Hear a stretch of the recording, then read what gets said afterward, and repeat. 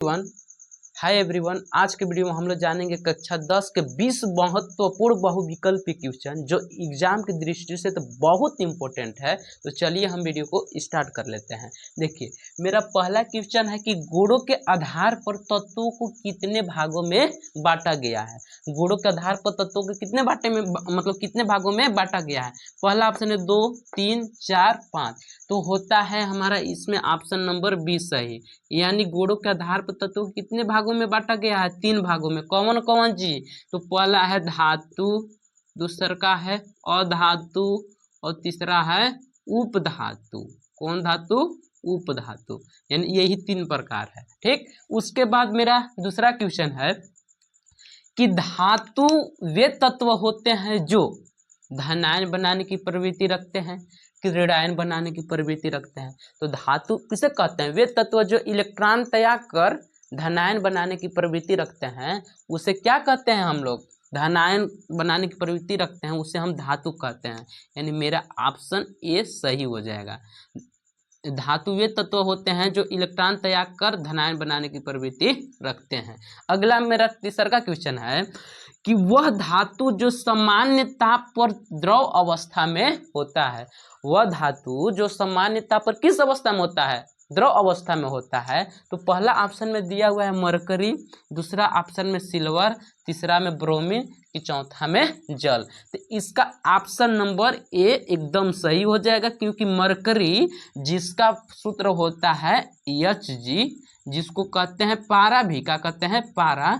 यही ऐसा धातु है जो द्रव अवस्था में मिलता है। उसके बाद मेरा नेक्स्ट क्वेश्चन यानी चौथा क्वेश्चन है कि वह अधातु जो द्रव अवस्था में होता है। अब देखिए, यहाँ पे धातु की बात करें तो मरकरी, जिसको पारा भी बोलते हैं, लेकिन यहाँ पे आ रहा है कि वह अधातु जो द्रव अवस्था में होता है। तो मेरा पहला ऑप्शन तो नहीं सही होगा, क्योंकि मरकरी धातु है। उसके बाद सिल्वर, सिल्वर का मतलब चांदी, चांदी द्रव अवस्था में नहीं पाया जाता है। उसके बाद ब्रोमीन, हाँ, तो इसका ऑप्शन नंबर सी एकदम सही हो जाएगा। यानी वह अधातु है जो, वह अधातु ब्रोमीन है जो द्रव अवस्था में पाया जाता है। अब इसका सूत्र जानते हैं क्या होता है? Br। ब्रोमीन का सूत्र Br। चलिए अब आगे हम नेक्स्ट क्वेश्चन देख लेते हैं कि मेरा 5वां क्वेश्चन है कि निम्नलिखित में से सर्वाधिक आघात वर्धनीय धातु है। निम्नलिखित में से सर्वाधिक आघात वर्धनीय धातु है। आघात वर्धनीय का मतलब ये होता है उसे पीट पीट कर पतली चादर के रूप में कन्वर्ट कर देना। तो देखिए, पहला ऑप्शन में हमारा होता है कि लोहा, सोडियम, मैग्नीशियम कि सोना। तो आपको हम बता दें कि जो सोना होता है ना, वो सबसे ज़्यादा आघात वर्धनीय होता है।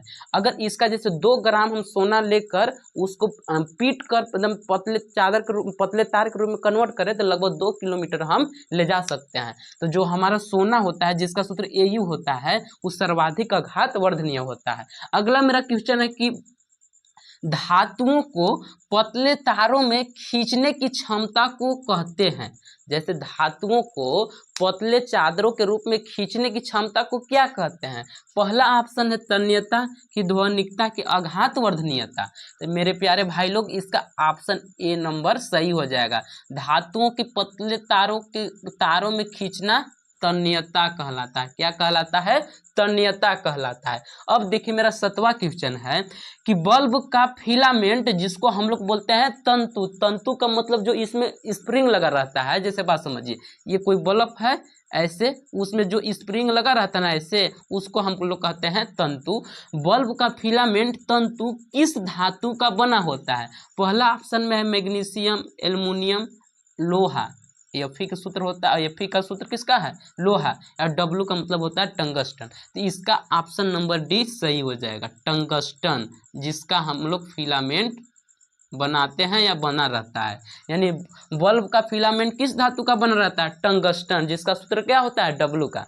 उसके बाद 8वां क्वेश्चन है कि कौन सी धातु ठंडे जल के साथ हाइड्रोजन गैस निकालती है? ऐसा कौन सा, देखिए पहला ऑप्शन में दिया है एल्युमिनियम, कॉपर और सोना और पोटेशियम, यानी इसमें से हमको छांट के बताना है कि ऐसा कौन सा धातु है जो ठंडे जल के साथ क्रिया कर कर हाइड्रोजन गैस निकालती है। तो इसका आंसर नंबर हमारा डी करेक्ट हो जाएगा, पोटेशियम।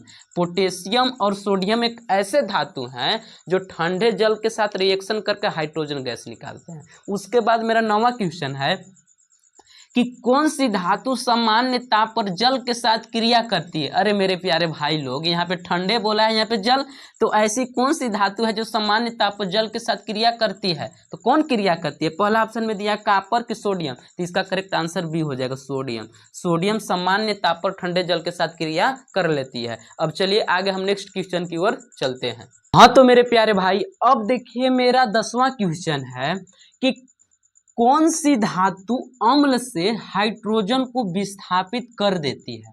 कौन सी धातु अम्ल से हाइड्रोजन को विस्थापित कर देती है।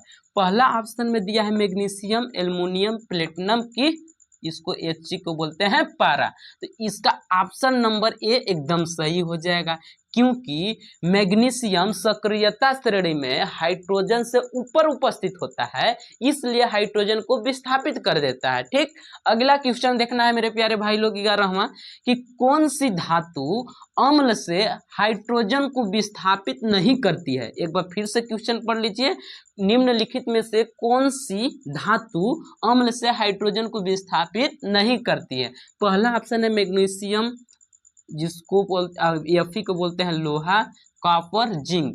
तो इसका ऑप्शन नंबर सी एकदम सही हो जाएगा। कॉपर एक ऐसा धातु है जो अम्ल से हाइड्रोजन को विस्थापित नहीं करता है, क्योंकि सक्रियता श्रेणी में जो कॉपर होता है वो हाइड्रोजन से नीचे होता है, इसलिए हाइड्रोजन को विस्थापित नहीं करता है। अगला मेरा क्वेश्चन है 12वां कि पीतल है, पीतल क्या है, धातु है, अधातु है, उपधातु है, मिश्र धातु है। तो जो हमारा पीतल होता है, पीतल मेरा मिश्र धातु है, यानी ऑप्शन नंबर डी सही हो जाएगा, जिसमें कॉपर 70% उपस्थित होता है और जिंक 30% उपस्थित होता है। तो बताइए, कॉपर और जिंक है तो मिश्र धातु हुआ। ठीक, दोनों चीजों से मिलकर हमारा मिश्र पीतल बना हुआ, मतलब बना होता है। अगला क्वेश्चन है 13वां कि एंटीमनी है, एंटीमनी क्या है, धातु है, अधातु है, उपधातु है, मिश्र धातु है। तो एंटीमनी मेरा उपधातु है। कौन सा धातु है, उपधातु, यानी ऑप्शन नंबर सी सही। अगला देखना है 14वां क्वेश्चन कि धातु के ऑक्साइड होते हैं, धातु के ऑक्साइड क्या होते हैं, अम्लीय होते हैं कि क्षारीय होते हैं कि उदासीन होती है कि उभय धर्मी होते हैं। तो इसका जो करेक्ट आंसर में हो जाएगा मेरा ऑप्शन नंबर बी, धातु के ऑक्साइड क्षारीय होते हैं। चलिए अब आगे हम नेक्स्ट क्वेश्चन की ओर बढ़ते हैं। 15वां क्वेश्चन है कि अधातु के ऑक्साइड होते हैं, अधातु के ऑक्साइड क्या होते हैं। पहला कंडीशन में दिया है क्षारीय, अम्लीय कि उदासीन।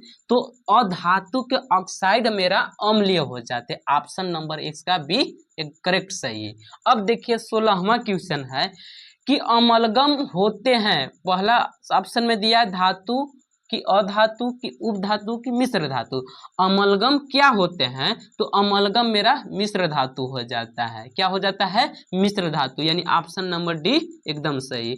अब देखिए अगला क्वेश्चन है कि जर्मन सिल्वर में कौन सी धातु नहीं होता है। ये बहुत इंपॉर्टेंट या वेरी इंपॉर्टेंट इसको कह लीजिए ये क्वेश्चन कि जर्मन सिल्वर में कौन सी धातु नहीं होती है। तो पहला ऑप्शन में है कॉपर, जिंक, Ag का मतलब होता है सिल्वर, फिर Ni का मतलब होता है निकिल।